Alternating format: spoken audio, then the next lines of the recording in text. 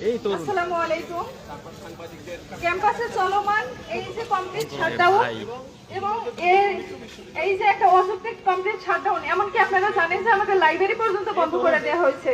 তো এই যে শিক্ষার্থীদের যে সাধারণ অধিকার, সেগুলো পর্যন্ত এগুলো খর্ব করা হয়েছে। আমাদের ক্লাস চলছে না, আমাদের কোনো পরীক্ষা চলছে না, এতে বাড়ছে সেশন জট। প্রত্যেকটা শিক্ষার্থী এর ভুক্তভোগী। তো একটা অযৌক্তিক একটা দাবি নিয়ে যখন এই একটা ক্যাম্পাসে বড় কোনো ঝামেলা সৃষ্টি করা হয়, আসলে এটা মেনে নেওয়ার মতো না। আমরা এই কমপ্লিট শাটডাউন উইথড্র করার জন্য কর্মকর্তা কর্মচারী এবং শিক্ষকরা যারা আন্দোলন করছেন তাদের প্রতি আহ্বান করছি, এবং সেই সাথে আমাদের লাইব্রেরি সহ এবং ক্লাস পরীক্ষাগুলো চলমান রাখার জন্য দাবি জানাচ্ছি। ইতিহাস তাদের কাউকে সমস্যা নেই করে